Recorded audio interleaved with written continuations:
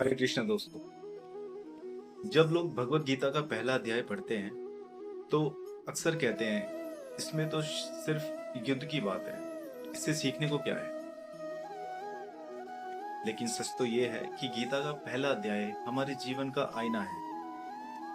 इस जीवन का नाम है अर्जुन विषाद योग, यानी अर्जुन का दुख, भ्रम और मानसिक संघर्ष। जरा सोचिए, अर्जुन कौन थे? महान योद्धा, धनुर्विद्या में सबसे श्रेष्ठ, भगवान श्री कृष्ण जैसे मित्र और साथी।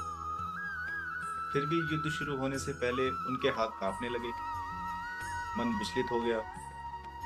उन्होंने अपना गांडीव धनुष तक रख दिया। यही पहली सीख है। जीवन में भ्रम और कमजोरी आना गलत नहीं है।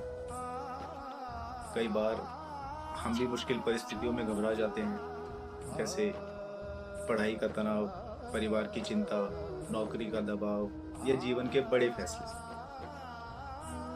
अर्जुन की तरह हम भी सोचते हैं कि अब क्या करूं, परंतु गीता कहती है अगर अर्जुन जैसे महान व्यक्ति भ्रमित हो सकते हैं तो इंसान के लिए कठिन समय आना स्वाभाविक है। भावनाओं में बहकर सही निर्णय नहीं लिए जा सकते। अर्जुन अपने रिश्तेदारों और गुरुओं को देखकर भावुक हो गए। उन्होंने अपने कर्तव्य को भूलना शुरू कर दिया। तभी श्री कृष्ण उन्हें सही मार्ग दिखाने वाले थे।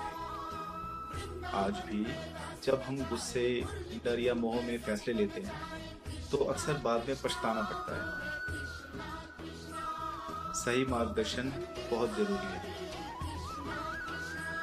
जब अर्जुन उलझ गए तो उन्होंने श्री कृष्ण की शरण ली। जीवन में भी जब भी कभी हमें जब कुछ समझ ना आए तो अहंकार छोड़कर सही सलाह लेनी चाहिए।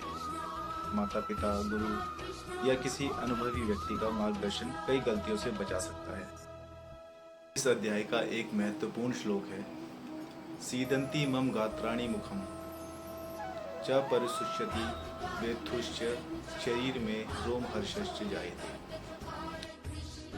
अर्थात अर्जुन कहते हैं मेरे शरीर के अंग शिथिल हो रहे हैं, मुख सूख रहा है और मेरा शरीर कांप रहा है। यह बताता है कि सबसे शक्तिशाली व्यक्ति भी मानसिक तनाव का सामना कर सकता है। और अंत में पहला अध्याय हमें यह नहीं सिखाता कि जीवन में कभी दुख नहीं आएगा, बल्कि यह सिखाता है कि जब कभी भी जीवन के कुरुक्षेत्र में मन डगमगाए तब भागो मत, सही ज्ञान की ओर बढ़ो। क्योंकि अर्जुन का विषाद ही आगे चलकर गीता के दिव्य ज्ञान का कारण बना। याद रखिए, समस्या जीवन का अंत नहीं होती, बल्कि सही ज्ञान की शुरुआत भी हो सकती है। ठीक है दोस्तों, तो इसी संदेश के साथ जय श्री कृष्ण, हरे कृष्ण।